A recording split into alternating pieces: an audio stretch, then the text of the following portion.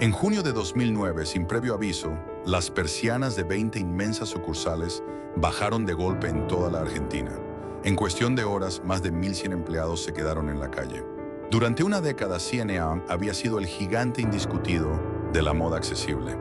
Con sus inmensos locales en los principales shoppings, sus promociones de vuelta al cole y la famosa tarjeta C&A, que permitía a miles de familias argentinas vestirse en cuotas, parecía un imperio indestructible. Sin embargo, de un día para el otro, esos mega espacios quedaron completamente vacíos, con los maniquíes desarmados y las góndolas a oscuras. ¿Por qué una multinacional que sigue dominando en Brasil y México decidió abandonar abruptamente el mercado argentino tras solo 12 años? Esta es la historia del ascenso, la crisis y la retirada silenciosa de C&A en la Argentina. A mediados de la década del 90, la Argentina transitaba una época de profundas transformaciones económicas y culturales.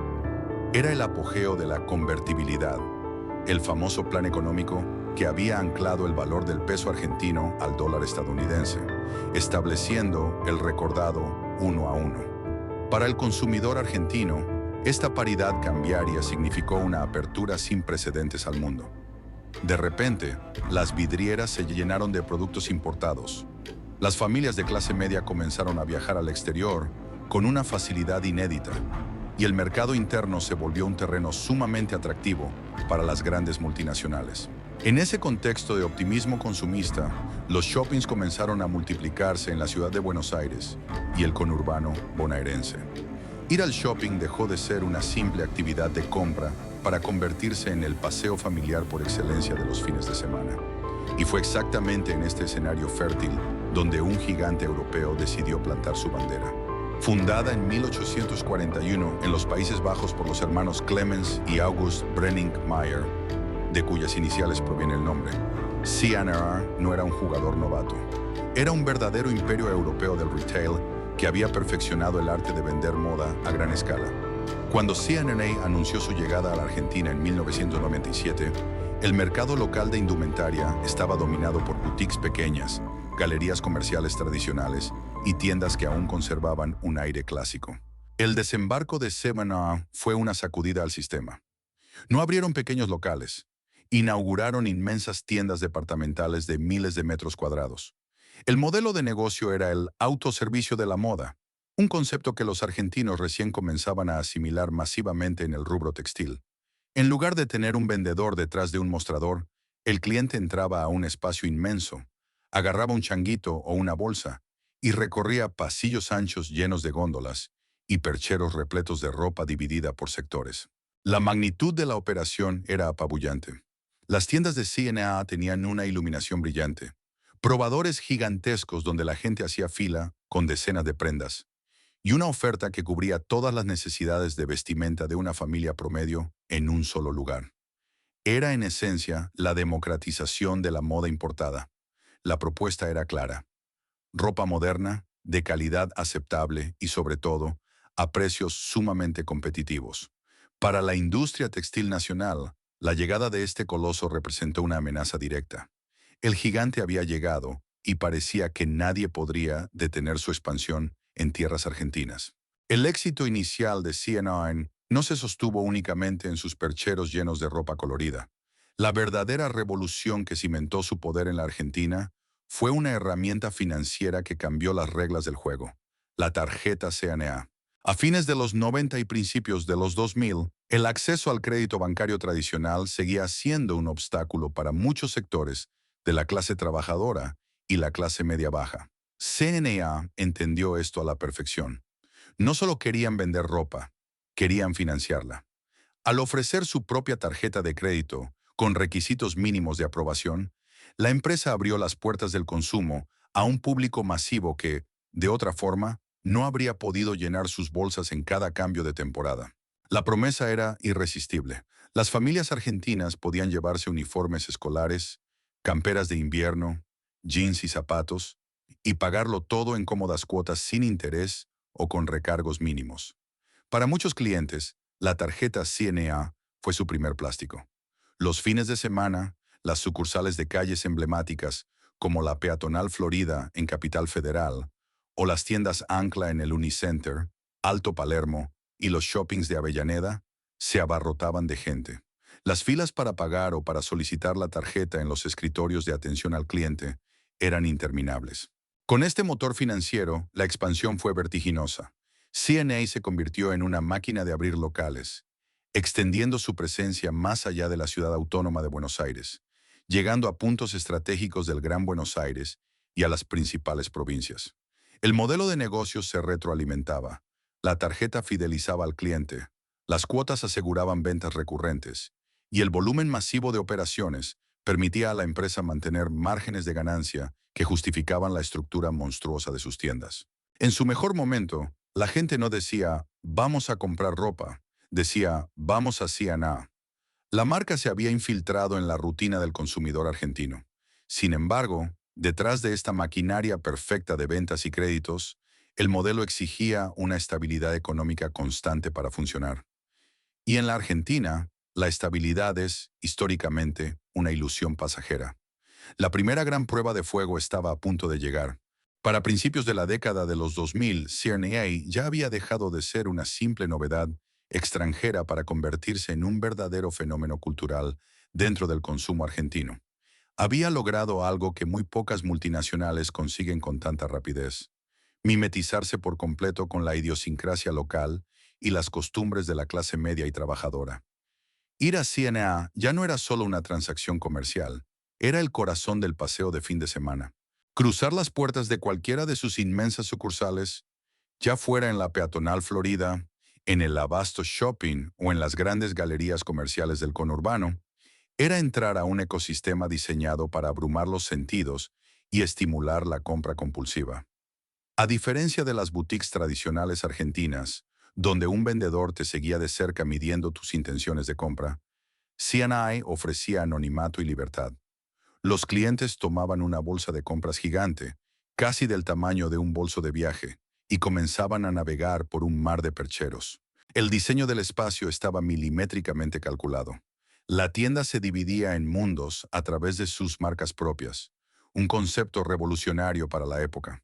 Estaba Clock House para los adolescentes, con música más fuerte y ropa de tendencia; Jessica para la moda femenina urbana; Angelo Litrico para la indumentaria masculina, y la inmensa sección de Palomino para los más chicos. Todo estaba ahí. Una familia entera podía entrar un sábado por la tarde y salir 2 horas después vestida de pies a cabeza. Pero quizás el verdadero núcleo de la experiencia C&A en la Argentina era el ritual de los probadores. Eran zonas gigantescas, a menudo del tamaño de un local entero de la competencia. Los fines de semana, las filas para probarse la ropa daban la vuelta por los pasillos. Allí, un empleado te contaba las prendas, usualmente con un límite estricto de 6 artículos, y te entregaba una ficha de plástico con el número. Adentro, madres, padres y adolescentes debatían sobre talles y colores bajo una luz fluorescente que no perdonaba. Era caótico, era ruidoso, pero era un éxito rotundo. Ese reinado alcanzaba sus picos máximos en fechas clave. La campaña de la vuelta al cole en febrero y marzo transformaba a C&A en un hervidero.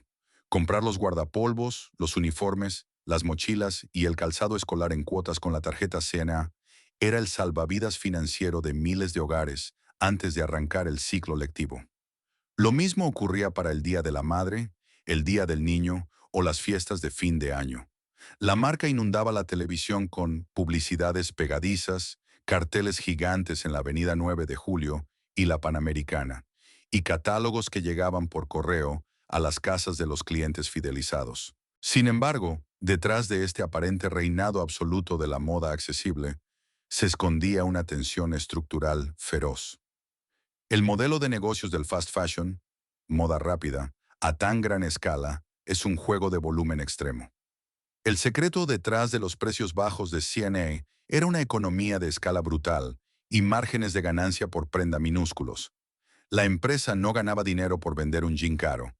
Ganaba dinero porque vendía decenas de miles de jeans por día a nivel nacional y porque cobraba los intereses de la financiación de su tarjeta de crédito. Para mantener este circo funcionando, los costos fijos eran astronómicos. C&A alquilaba los metros cuadrados más caros del país en los shoppings más exclusivos y en las avenidas más transitadas. Mantener esos inmensos locales iluminados, climatizados, repletos de mercadería fresca cada semana y con cientos de empleados en el salón, exigía que las cajas registradoras no pararan de escupir tickets ni un solo minuto. El modelo era una máquina perfecta, siempre y cuando el consumo no se detuviera. Requería una economía predecible, con salarios que mantuvieran su poder adquisitivo y un flujo de crédito ininterrumpido. Pero en la Argentina, esa ilusión de estabilidad financiera que había traído la convertibilidad estaba a punto de volar por los aires, arrastrando consigo a todo el país hacia el abismo. El espejismo de la convertibilidad, aquel uno a uno que había llenado los shoppings de productos importados y de un optimismo desmedido, comenzó a resquebrajarse peligrosamente hacia finales de los años 90. Pero fue en diciembre de 2001 cuando la ilusión estalló en mil pedazos. La Argentina se sumergió en la peor crisis económica, política y social de su historia contemporánea. El corralito bancario atrapó los ahorros de la clase media. Los cacerolazos tomaron las calles. Hubo saqueos en los supermercados de los barrios y el país tuvo 5 presidentes en una sola semana. De la noche a la mañana, el peso argentino sufrió una devaluación brutal y el poder adquisitivo de los trabajadores, el principal motor de CNA, se hizo humo. Para el sector del retail, el impacto fue devastador. Ir al shopping dejó de ser el paseo familiar del fin de semana para convertirse en un lujo inalcanzable. Las inmensas sucursales de CNA, que apenas unos meses antes rebalsaban de familias comprando ropa en cuotas para las fiestas, de pronto se encontraron frente a un escenario desolador. Pasillos vacíos, música sonando para nadie y cajeros de brazos cruzados. La prioridad de los argentinos ya no era renovar el placard, sino garantizar la comida en la mesa. El primer gran golpe para el modelo de negocios de la multinacional holandesa fue financiero. La famosa tarjeta CNA, que había sido el gran acelerador de su éxito durante los años previos, se transformó abruptamente en una bomba de tiempo. Con el desempleo escalando a cifras récord y los salarios congelados en pesos devaluados, los índices de morosidad se dispararon. Miles de clientes simplemente no pudieron seguir pagando las cuotas de la ropa que habían comprado meses atrás. El sistema de crédito de la empresa tuvo que reestructurarse de urgencia, restringiendo la emisión de nuevos plásticos y ajustando los límites de compra en un intento desesperado por frenar el sangrado de capital. El segundo golpe fue logístico y operativo. Durante la época dorada de los 90, gran parte de la rentabilidad de CRM se basaba en la importación masiva de indumentaria a bajo costo proveniente de Asia, facilitada por el peso fuerte. Con la devaluación que llevó el dólar a 3 y luego a casi 4 pesos, importar ropa terminada se volvió financieramente inviable. Las góndolas no podían quedar vacías, así que la empresa tuvo que dar un volantazo obligado: localizar la producción. CNA comenzó a depender mucho más de proveedores nacionales y regionales. Tuvieron que salir a buscar talleres textiles en el Gran Buenos Aires y fábricas locales que pudieran abastecer ese volumen monstruoso de prendas en tiempo récord. Sin embargo, este cambio de estrategia trajo aparejadas nuevas tensiones. La calidad de las telas y las terminaciones comenzó a fluctuar, ya que los proveedores locales, también golpeados por la crisis y la falta de insumos importados, hacían malabares para cumplir con los precios irrisorios que exigía la política de fast fashion de la marca. A pesar de todo este caos, CNI tomó una decisión que la diferenció de otras marcas extranjeras. Decidió quedarse. Mientras otras multinacionales armaban las valijas, cerraban sus operaciones y huían del país, despavoridas por la inestabilidad, la filial argentina de CNA achicó los márgenes, absorbió parte del aumento de costos para no trasladarlo de golpe a los precios de vidriera y apostó por la resiliencia del consumidor local. Y en parte la jugada funcionó. Hacia 2003 y 2004, cuando la economía argentina comenzó un lento y trabajoso rebote impulsado por el precio de las materias primas, CNA seguía allí, con sus persianas levantadas. Se posicionaron nuevamente como la opción de ropa buena, bonita y barata para una clase trabajadora que empezaba a recuperar tímidamente el aliento. Las cuotas volvieron a traccionar las ventas y los locales en la calle Florida y en Liniers volvieron a llenarse los fines de semana. Sin embargo, el daño estructural ya estaba hecho. Aunque C&A sobrevivió al cataclismo del 2001, las reglas del juego habían cambiado para siempre. A los ojos de la casa matriz en Europa, la operación en la Argentina había perdido su brillo. Ya no era la máquina de imprimir billetes de los 90. Ahora era un mercado riesgoso, volátil y de márgenes apretados, donde las ganancias medidas en euros se habían reducido a una fracción de lo que solían ser. La empresa había aguantado el terremoto, pero el verdadero desafío, la competencia silenciosa que terminaría por asfixiarla, apenas comenzaba a gestarse en los márgenes de la ciudad. Hacia la segunda mitad de la década de 2000, la Argentina parecía haber dejado atrás los escombros del estallido de 2001. La economía crecía a las famosas tasas chinas, empujada por el boom de la soja y las materias primas. Sin embargo, debajo de esos números macroeconómicos que se celebraban en los despachos oficiales, empezaba a asomar un fantasma viejo y conocido por todos los argentinos: la inflación. Para C&A, cuyo modelo de negocios dependía enteramente de los sectores populares y la clase media trabajadora, el regreso de la inflación no era un simple dato estadístico. Era un misil directo a su línea de flotación. A medida que el costo de vida en supermercados y tarifas comenzó a subir mes a mes, el presupuesto que las familias destinaban a comprar indumentaria se fue achicando a una velocidad alarmante. Ir al shopping dejó de ser el paseo distendido, donde siempre caía alguna prenda en la enorme bolsa de C&A. Ahora, cada peso se contaba y cada cuota se calculaba con bisturí. Pero la inflación no fue el único problema. Mientras C&A intentaba hacer malabares para no subir los precios de las vidrieras en los grandes centros comerciales, en los márgenes de la provincia de Buenos Aires y en las entrañas de la capital federal se gestaba una revolución comercial silenciosa, masiva y letal.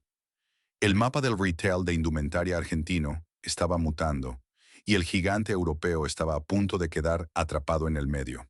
El primer gran golpe vino desde Lomas de Zamora, con la consolidación definitiva de la Feria de la Salada. Lo que había nacido en los 90 como un predio rústico de inmigrantes bolivianos, se transformó después de la crisis en el mercado informal más grande de toda Sudamérica. Miles de tours de compras en micros llegaban de todo el país durante la madrugada. La Salada ofrecía ropa fabricada en talleres clandestinos a precios con los que ninguna estructura formal, y mucho menos una multinacional que pagaba alquileres en dólares y salarios en blanco, podía competir.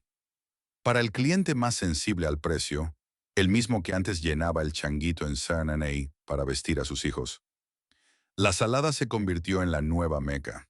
Casi en paralelo, a pocos kilómetros de ahí, el centro comercial a cielo abierto de la avenida Avellaneda, en el barrio porteño de Flores, explotó en popularidad. Lo que antes era un circuito exclusivo para comerciantes mayoristas del interior del país, empezó a abrir sus puertas al consumidor final, especialmente los sábados a la mañana. Familias enteras, grupos de amigas y oficinistas, descubrieron que caminando por Avellaneda, esquivando manteros y esquivando el caos del tránsito, podían comprar remeras, jeans y camperas a un tercio del valor de lo que costaban adentro del Abasto, el Alto Palermo o el Unicenter. La clase media baja, el núcleo duro del negocio de C&A, había aprendido a comprar de otra manera. Habían descubierto que el autoservicio ya no estaba en los pasillos climatizados de la tienda departamental europea, sino en las calles de Flores.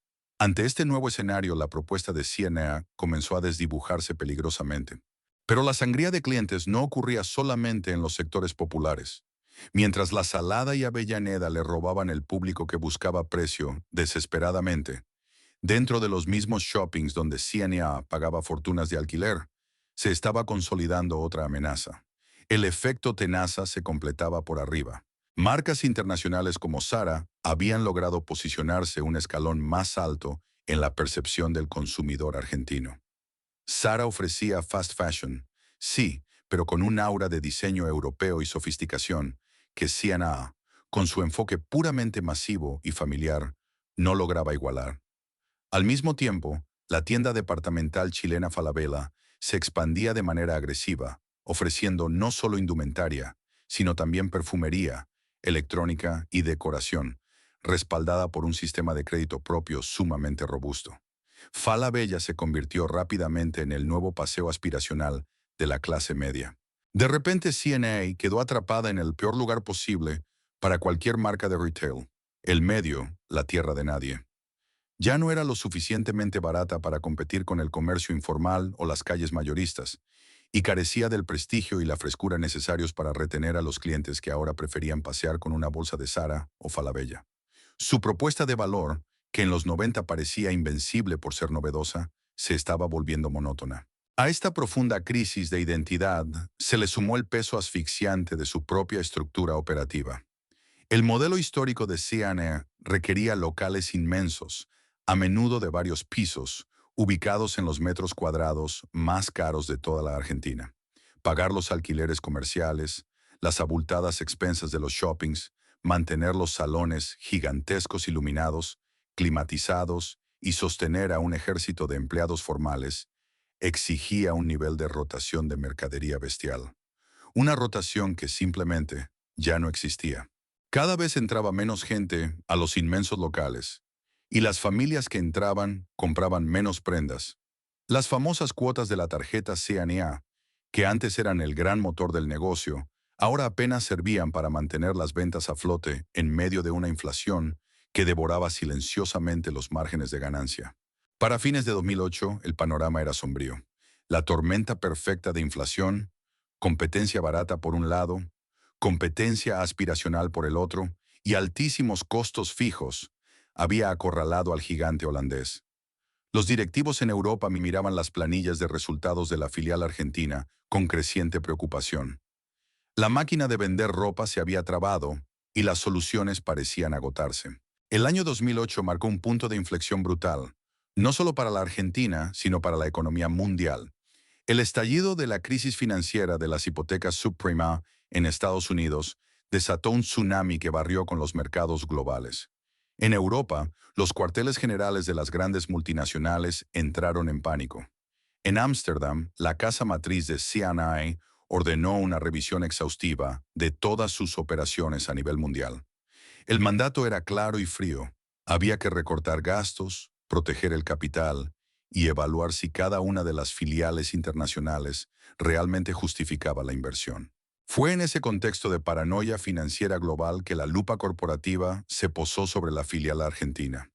Y lo que los auditores europeos vieron en las planillas de cálculo de Buenos Aires no era nada alentador. Para entender la agonía interna de C&A en la Argentina durante esos meses, hay que mirar su cadena de suministro. El modelo original del fast fashion internacional que C&A había perfeccionado se basaba en la importación masiva. Fabricar millones de prendas a centavos de dólar en el sudeste asiático y llenar los percheros de todo el mundo. Pero en la Argentina de finales de los 2000, ese circuito se había roto. Con el objetivo de proteger la industria nacional y evitar la fuga de dólares, el gobierno argentino había comenzado a implementar esquemas cada vez más estrictos de control aduanero y las famosas trabas a las importaciones. Ingresar contenedores llenos de indumentaria se convirtió en una pesadilla burocrática. Los despachos de aduana se demoraban semanas. Las temporadas de moda llegaban tarde a las vidrieras de los shoppings y los costos logísticos se disparaban. Para intentar saltar este cerco aduanero, C&A tuvo que profundizar su dependencia de la producción nacional, algo que ya había intentado como salvavidas tras el estallido de 2001. Pero el mercado textil argentino, compuesto en su mayoría por talleres medianos y pequeños, pymes, simplemente no tenía la capacidad instalada para abastecer el volumen monstruoso que requerían las 20 megatiendas de la cadena en todo el país, y mucho menos a los bajísimos precios que la empresa necesitaba para mantener su posicionamiento de moda accesible. Acá se produjo una falla fatal en la propuesta de valor. Para intentar mantener la rentabilidad frente a la inflación y los altos costos locales, la compañía tuvo que exprimir al máximo a sus proveedores argentinos. El resultado fue inevitable. Una caída dramática en la calidad del producto final. Las telas eran más delgadas, las costuras más débiles, los diseños más genéricos. El consumidor argentino, que siempre se ha caracterizado por tener un ojo crítico para la indumentaria, lo notó casi de inmediato. Las prendas en las góndolas de C&A ya no parecían una ganga inteligente, sino ropa barata que se arruinaba al primer lavado. Y mientras esto sucedía, a pocas cuadras de distancia, los manteros, las ferias informales y la avenida Avellaneda ofrecían exactamente la misma calidad, o incluso mejor, a una fracción del precio. Mientras en Buenos Aires los gerentes locales intentaban apagar incendios diarios, en la sede central de Europa los números se analizaban con una frialdad corporativa implacable. En el tablero global de una multinacional, las filiales no se evalúan de forma aislada, sino que compiten entre sí por el capital y la paciencia de la casa matriz. Y en esa comparación directa, la operación en la Argentina estaba perdiendo por goleada. El contraste más doloroso y evidente estaba cruzando la frontera. En Brasil, CRNA era una verdadera máquina de facturar. Sin las asfixiantes trabas a las importaciones que sufría la Argentina, y con un mercado interno gigantesco, la filial brasileña se expandía a un ritmo frenético. Abrían decenas de sucursales, dominaban el mercado del fast fashion y generaban ganancias sólidas. Lo mismo ocurría en México, donde el volumen sostenido de ventas justificaba ampliamente cualquier inversión corporativa. Para los auditores europeos, el mapa de América Latina enviaba un mensaje claro. Por un lado, tenían mercados pujantes donde la fórmula histórica de CNA funcionaba a la perfección. Por el otro, estaba la Argentina, un mercado sumamente complejo que se había convertido en un dolor de cabeza crónico. A los ojos de Ámsterdam, sostener la operación argentina exigía un desgaste gerencial descomunal para obtener un margen de rentabilidad microscópico, constantemente devorado por la inflación y calculado en pesos que perdían valor real día tras día. Las reuniones de directorio se volvieron tensas. Mantener esos 20 locales gigantescos, estructuras de miles de metros cuadrados en ubicaciones premium como la Peatonal Florida, el Unicenter o el Alto Avellaneda, requería ingresos que ya no existían. La histórica tarjeta CNA, que supo ser el motor de crecimiento y el salvavidas financiero de la empresa, ahora enfrentaba el riesgo creciente de incobrabilidad ante una economía local que empezaba a enfriarse por el impacto de la crisis global. A principios de 2009, el veredicto en la mesa chica del directorio europeo ya estaba escrito. CNA no era una empresa familiar ni una pyme local. Era un coloso que no estaba dispuesto a pedir un concurso preventivo ni a suplicar rescates. Tampoco iban a intentar un plan de reestructuración agónico, achicando locales para sobrevivir como una marca de segunda línea. Ese simplemente no era su estilo comercial. La decisión fue tan fría como definitiva. Cortar las pérdidas de raíz y retirar la marca por completo de la Argentina.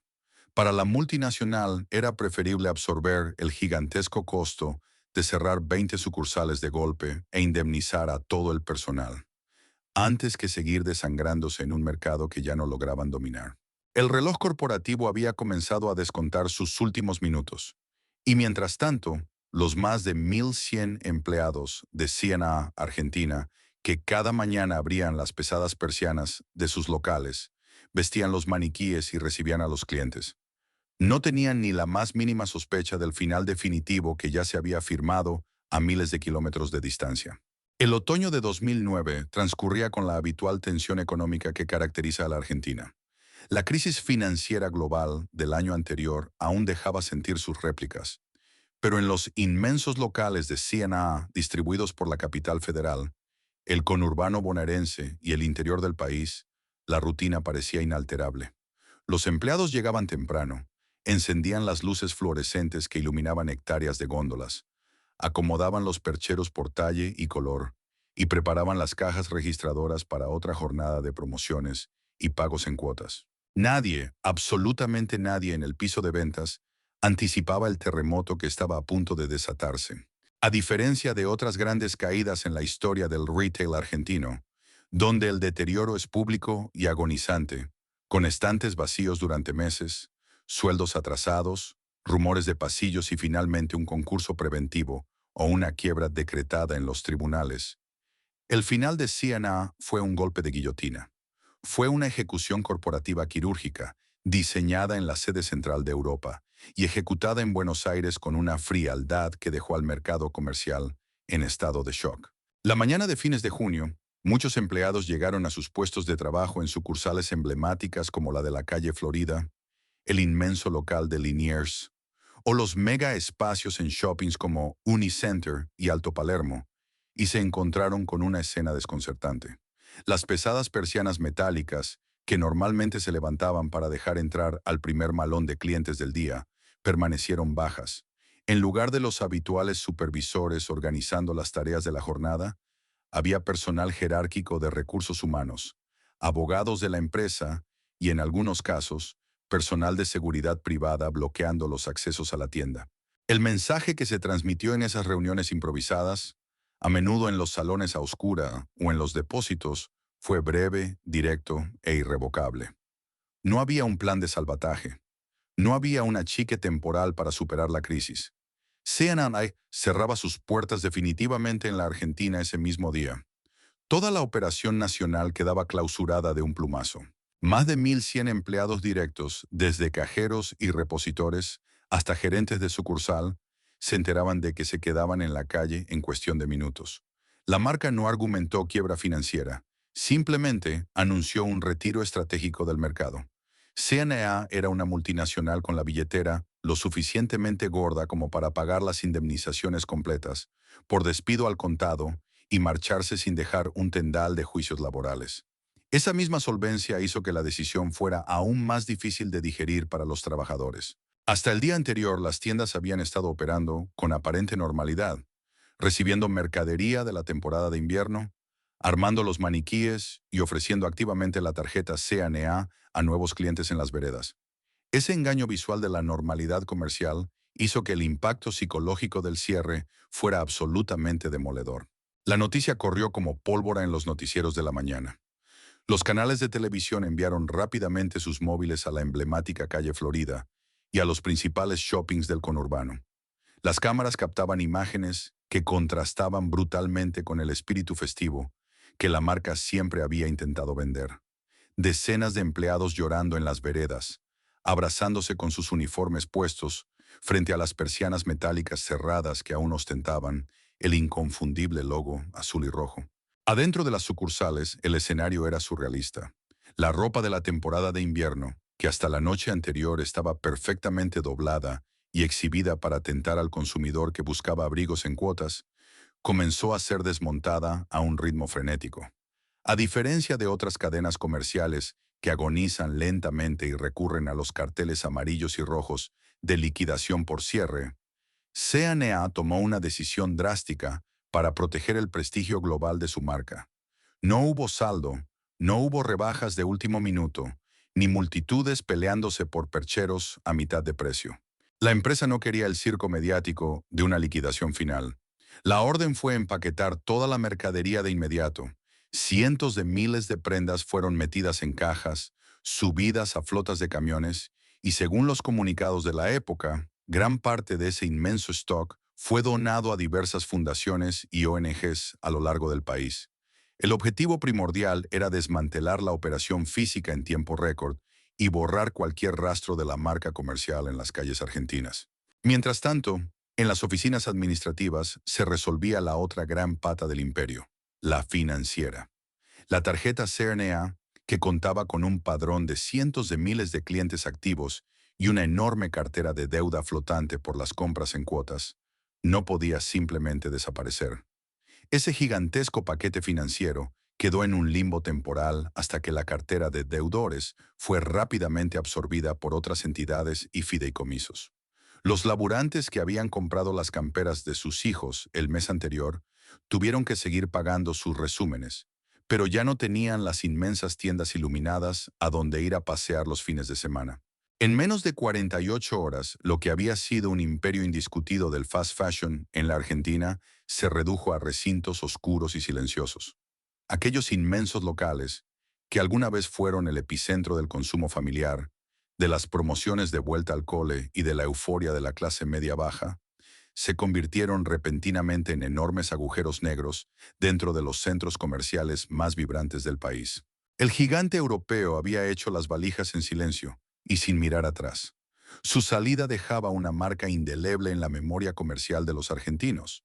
Miles de personas sin trabajo en medio de un año económicamente complejo y un vacío físico de decenas de miles de metros cuadrados que tardaría mucho tiempo en volver a llenarse. La mañana siguiente al cierre abrupto, el paisaje comercial de la Argentina amaneció con una herida arquitectónica y cultural visible.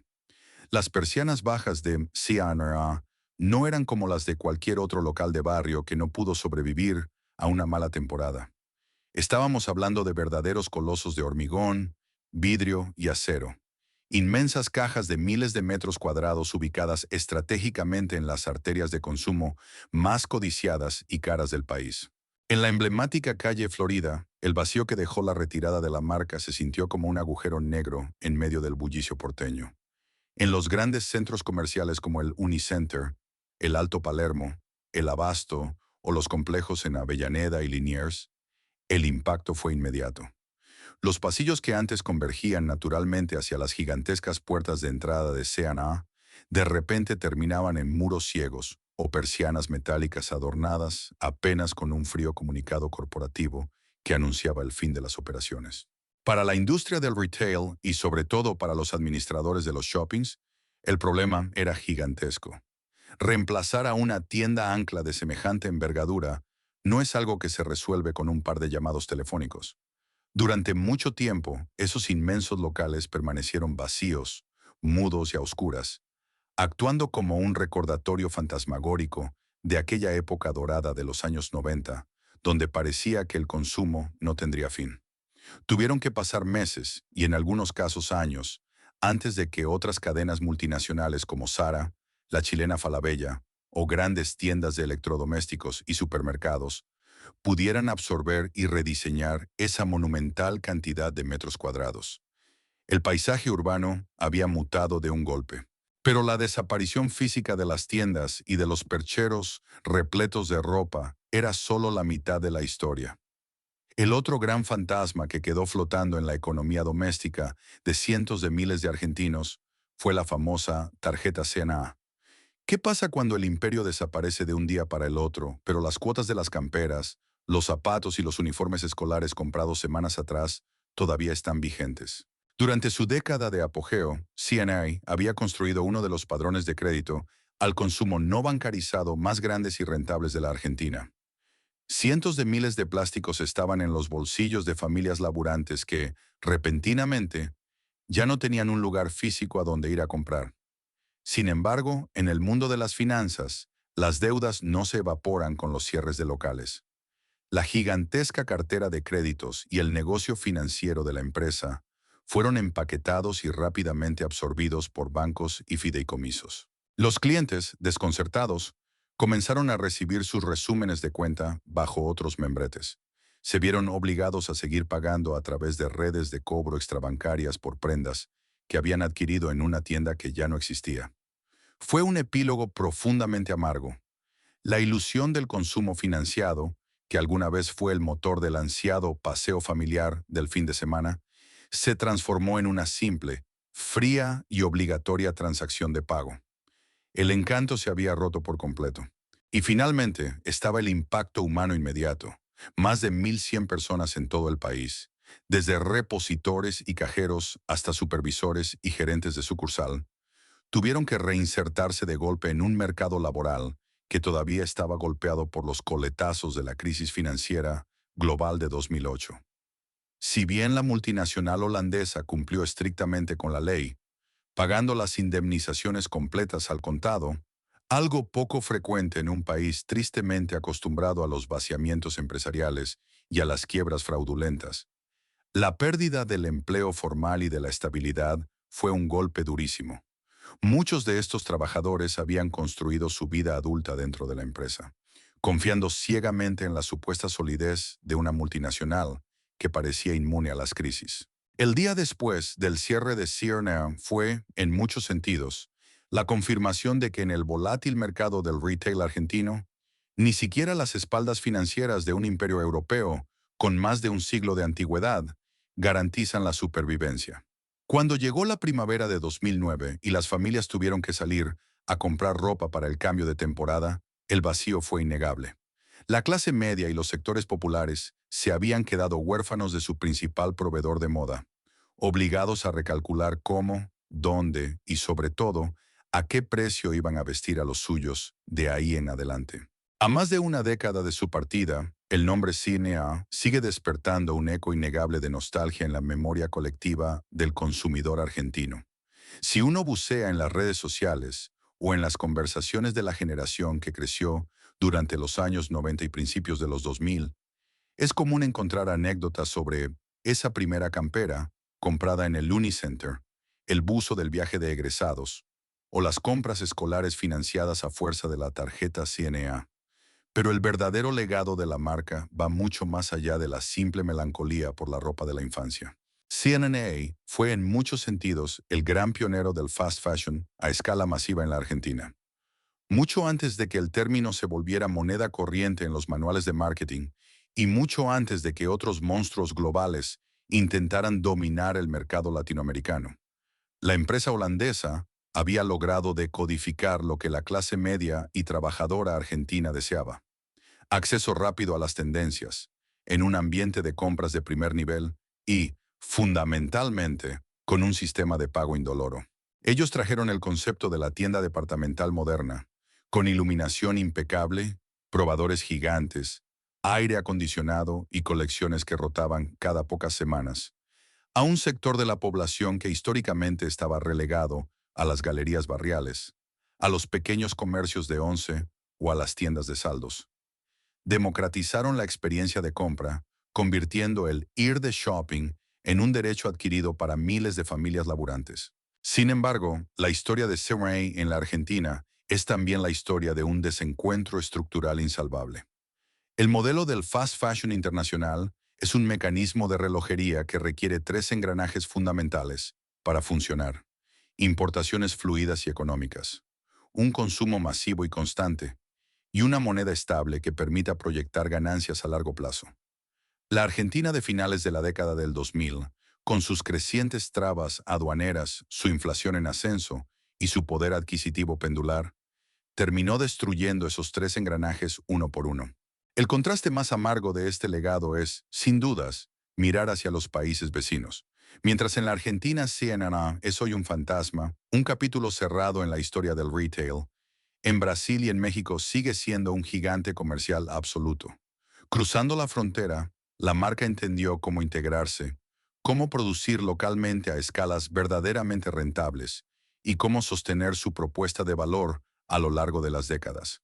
La falla no estuvo en el concepto comercial de la marca, sino en el terreno volcánico donde intentó echar raíces. Tras su abrupta salida en 2009, el mercado local intentó llenar el vacío, pero ninguna marca logró ocupar exactamente ese mismo lugar.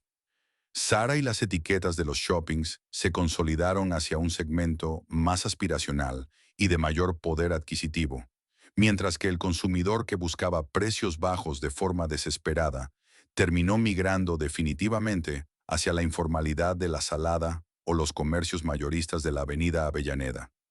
Ese punto medio perfecto, esa promesa de moda digna, linda y en cuotas, dentro de un mega local climatizado, desapareció casi por completo. El retiro de CNA dejó una lección durísima para el mercado comercial argentino y para cualquier multinacional que intente desembarcar en el país con manuales de operaciones europeos. En la Argentina, el tamaño de la billetera corporativa y la trayectoria de un siglo no garantizan absolutamente nada. La flexibilidad, la capacidad para surfear la inflación y la cintura para negociar con proveedores locales en un contexto de crisis constante valen muchísimo más que un modelo de negocios importado directamente desde Ámsterdam. Aquel imperio de ropa accesible no pudo soportar el peso de las reglas del juego locales. Hoy, CNA queda como un caso de estudio en las escuelas de negocios de Buenos Aires y como una viñeta imborrable en la historia del consumo nacional. El gigante que quiso vestir a toda la Argentina en cuotas, pero que terminó bajando sus persianas en silencio cuando los números simplemente dejaron de cerrar. La caída de un imperio comercial rara vez se explica por un solo error catastrófico o por la falta de cariño del público. En el caso de CNA en la Argentina, no fue la ausencia de clientes lo que bajó las pesadas persianas de esos 20 megalocales en todo el país. Fue la incompatibilidad letal entre un modelo de negocios europeo, diseñado para operar bajo una previsibilidad absoluta, con importaciones baratas y escalas globales, y un mercado argentino marcado por la volatilidad constante, la inflación estructural y las reglas de juego siempre cambiantes. Cuando el último cartel de CRR fue descolgado en la emblemática calle Florida y en los grandes shoppings, lo que desapareció no fue simplemente una marca de indumentaria. Se esfumó toda una época. Se terminó una forma particular de entender el consumo masivo, donde el paseo familiar del fin de semana venía acompañado de la ilusión de acceder a moda internacional, financiada de manera sencilla. Hoy, los inmensos espacios físicos que alguna vez albergaron percheros interminables y probadores caóticos han sido ocupados por otros gigantes, rediseñados por supermercados o absorbidos por una nueva era del retail. Sin embargo, para toda una generación de laburantes y familias argentinas, el recuerdo de aquella tarjeta CNA, de las interminables compras escolares de marzo o de la primera campera, pagada en cómodas cuotas, sigue intacto en la memoria. Porque en la Argentina, el comercio nunca es solo una transacción económica. Es un reflejo profundo de cómo vivimos, cómo resistimos las crisis y cómo construimos nuestra identidad urbana. ¿Y ustedes llegaron a tener la famosa tarjeta CNA? ¿Qué recuerdo guardan de esas inmensas tiendas durante los fines de semana? Déjenos sus anécdotas en los comentarios. No olviden suscribirse al canal y compartir este video para que sigamos explorando juntos la historia de las marcas y los lugares que marcaron nuestra cultura. Nos vemos en el próximo documental.